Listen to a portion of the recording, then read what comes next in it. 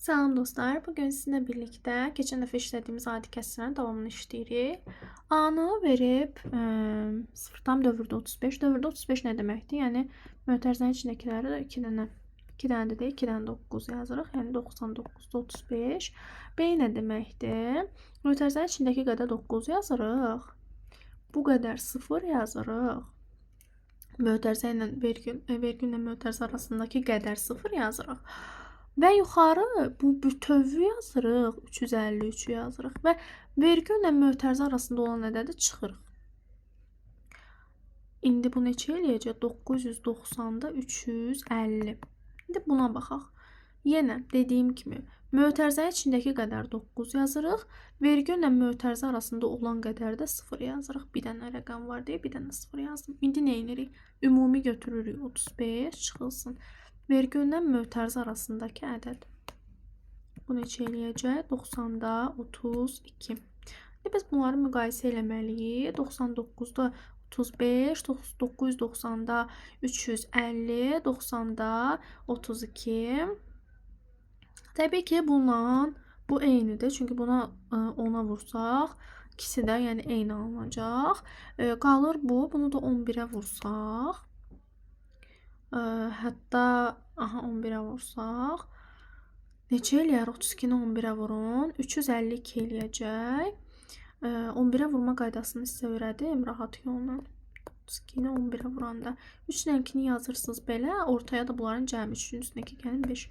352. Yəni 990-da 350. Baxın yazırsınız 990-da 352. 11'ə vurduqda ikisində ortaq məxrəcə gətirdik. Hansı böyükdür? Təbii ki, bu böyükdür. C böyükdür. A ilə B bir-birinə bərabərdir, amma C böyükdür. Ədədləri müqayisə edin. Bunun da müqayisəsi sizə qalsın, özünüz edərsiniz. Yenə burada da eyni qaydadır.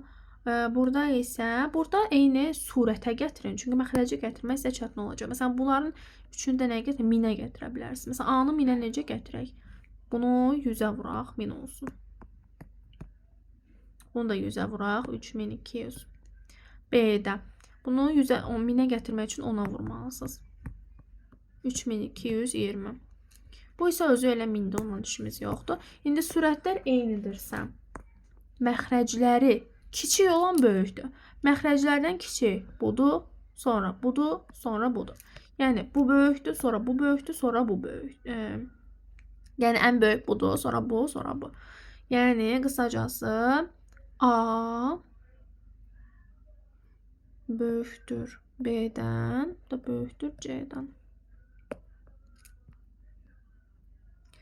Gəldi bura ədədləri müqayisə eləyin. Müqayisə eləmək təbii ki, asan olacaq sizin üçün.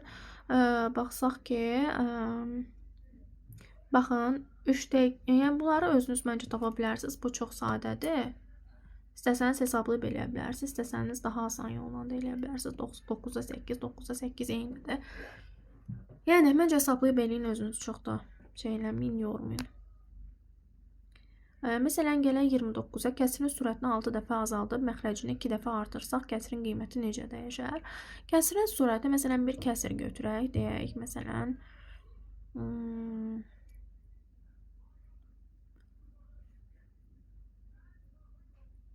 20'də 12, məsələn. Kəsrin sürətini 6 dəfə azaltsaq. 6 dəfə azaltmaq nə deməkdir? Bölmək. Yəni 12'ni 6'ya böldük 2. Məxrəci 2 dəfə artırsaq. Məxrəc 20'dir. 2 dəfə artırsaq 40 eləyəcək. 2 dəfə artırmaq vurmaq deməkdir. Artırdıq. Bu arada bunlar bir-birinə bərabər deyil.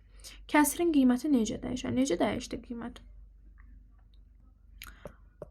40'da 2'ni bölün 20'də 12'yə. Görün necə dəyişdi.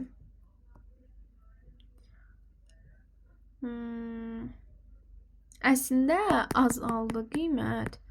Çünki biz bunları eyni məxrəcə gətirsək, tutaq ki, bunu gətirsəm 40'a, 40'da 24 eləmi?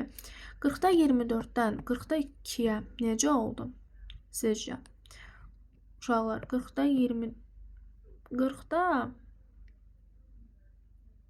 2'ni 40'da 24'ə bölün.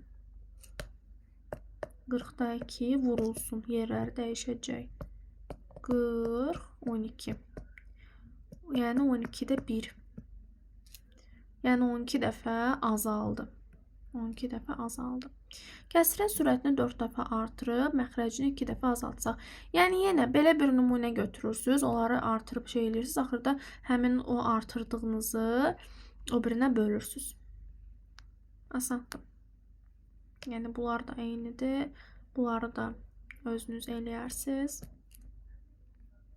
Gələk bura aşağıdakı kəsirlərdən 3-də 2, 4-də 3 kəsirlərin arasında yerləşir.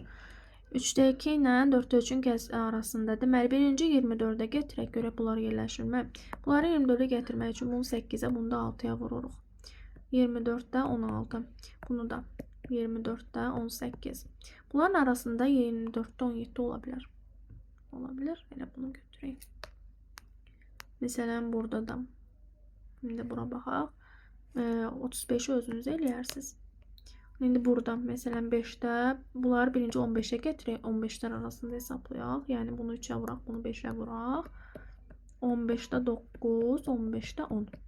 Yəni, bunların arasında biz heç nə qoyamarıq da. Yəni, 15-də 4 qoya bilmərik, 15-də 7 qoya bilmərik bunların arasına.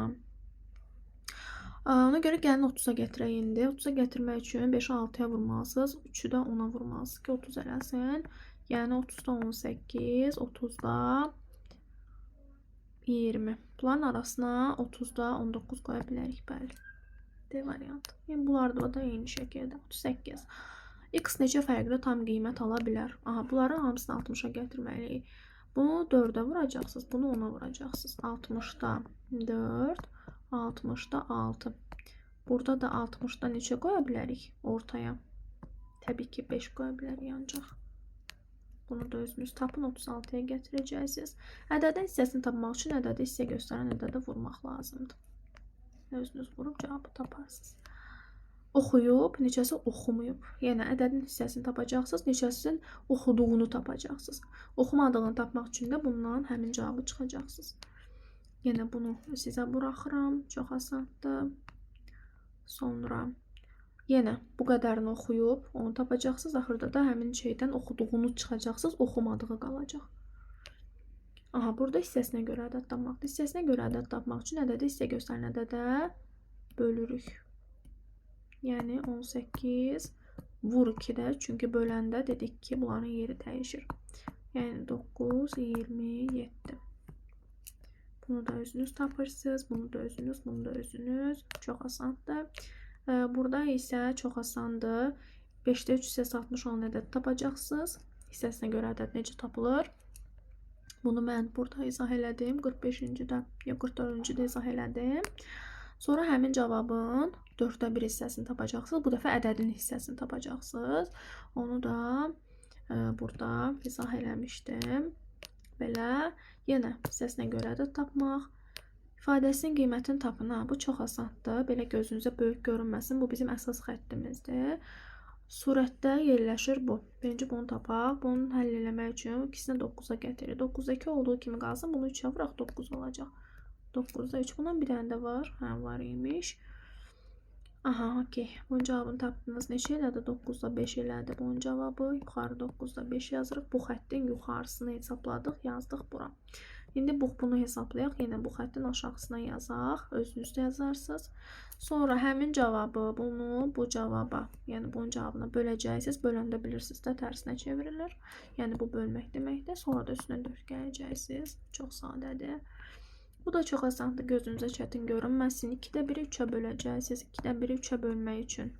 Bu bizim əsas xəttimizdir. Bu əsas xəttimizdir. Bu əsas xəttimizdir. Yəni 2-də 1 böl 3. 2 böl 3-də 1. 3-də 1 böl 2. 2-də 1-i 3-ə böləndə 2-də 1 böl 3. 2-də 1. 3-ün tərsi nədir? 3-də 1. Vururuq. 6-da 1. Sonra 2-ni böləcəksiniz 3-də 1-ə yenə. Bu buna bölünür. Bölmə işarəsi. 3-də 1 böl 2. Yəni 2-nin tərsi 2-də 1 eləyir. Təbii ki, 2-də 1-ə vuracaqsınız. Axırda da bunun üstünə bunun cavabını tapdıq. Bu elədir. Sonra bunun cavabını siz tapacaqsınız. Üstə gələcəksiniz. Sonra bunun da cavabını tapıb çıxacaqsınız və cavabı tapacaqsınız. Bu qədər. Sağ olun.